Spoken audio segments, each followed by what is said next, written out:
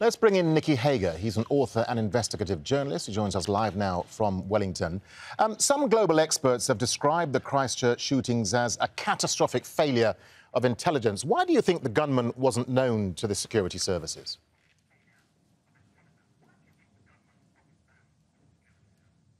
The first reason that he wasn't known was that he wasn't a New Zealander and he came from another place, but that's no excuse. New Zealand has been preparing for the possibility of foreign-inspired terrorism since the September 11 attacks in a very serious way. The real problem, which is they're going to have to think very hard about, is that our intelligence services are very tied into an Anglo-American view of the world. That's who set them up, that's who they work with. And so for the past 17 years, they've been looking for Muslims. And they have watched, and some people would say harassed Muslim people in New Zealand intensely. They have searched them when they come through the airports. They have been spying on the mosques. They haven't had infiltrators in their communities. And what they haven't been doing is looking at the threats which were more realistic for a country like New Zealand and greater, which included this one of right-wing extremism. And so our country's got and our intelligence agencies have some very serious inquiries and debates still to come. So you say they've been barking up the wrong tree, Nicky. I mean, the Prime Minister says there'll be an official investigation to find out what New Zealand agencies could have done better. Presumably, the role of the intelligence services and their failures will be a key issue in this probe.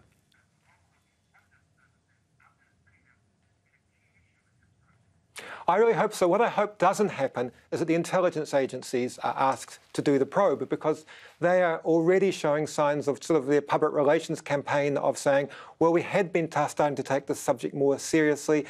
They've been trying to defend themselves, in other words, for what is like a massive failure. And I hope that we will see an independent review of it. And I think actually there's an appetite for that in the public. I think it's quite likely that they're going to get looked at really hard. Yeah, I mean, the New Zealand police say that the gunman acted alone and they don't believe that there was a wider network involved here. I mean, but that in itself poses a huge problem for intelligence services when the gunman turns out to be a lone wolf.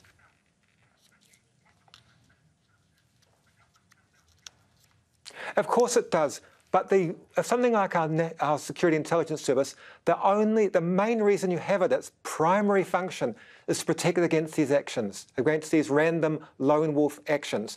And so they've been very good at watching mosques and who's watching on overseas Muslim sites. They've been very good at watching flight schools in case there's a Middle Eastern person there.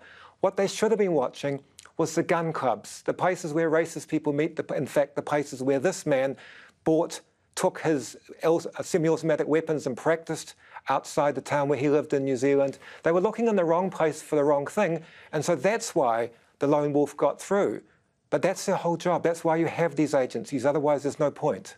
Nicky, just a final thought from you. I mean, authorities in countries like the US, as you've been talking about, and Australia, are well aware of the terror threat posed by white extremists. But do you think New Zealand, which is what I think you're trying to say, is way behind the curve? And what does New Zealand need to do now to improve its intelligence sharing and its assessment?